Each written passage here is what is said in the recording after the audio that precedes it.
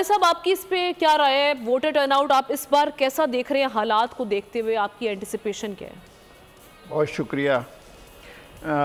मेरी राय कदरे मुख्तलिफ होगी।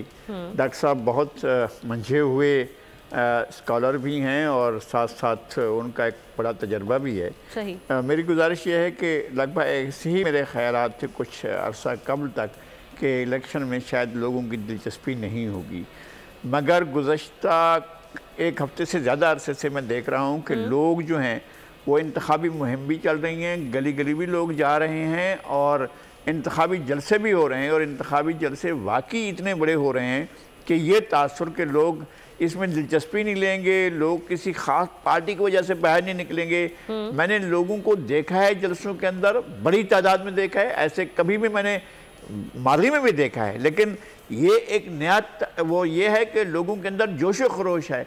वो जो 2018 के इलेक्शन में लाताल की थी वो नहीं थी। क्राउड में देखता हूँ तो क्राउड इन्वॉल्व होता है, अपने हर लीडर के साथ वो इलेक्शन में इन्वॉल्व होता है। और वो जो जा रहे हैं लोग और जौक दर जौक जलसे में जा रहे हैं। और इसी तरह से रैलियाँ जो निकल रही हैं, आज जो बड़ी पार्टियों ने एक रैली निकाली मियाँ नवाज शरीफ ने, और एक जलसा था मियाँ शहबाज शरीफ का अहमदपुर ईस्ट में, चनियोर में जलसा था बिलावल भुट्टो जरदारी का, लाहौर में जो है वो दो बड़े इवेंट हुए। तो एक तो आसफा भुट्टो ने जो है वो एक कन्वेंशन से खिताब किया और मियाँ नवाज शरीफ और उनकी साहबजादी ने एक रैली निकाली है। तो एक्टिविटी बढ़ रही है। मेरा ख्याल है लोगों की और ज़्यादा जो है वो इंटरेस्ट बढ़ रहा है और लोग जो हैं वो पोलिंग की तरफ जाएंगे।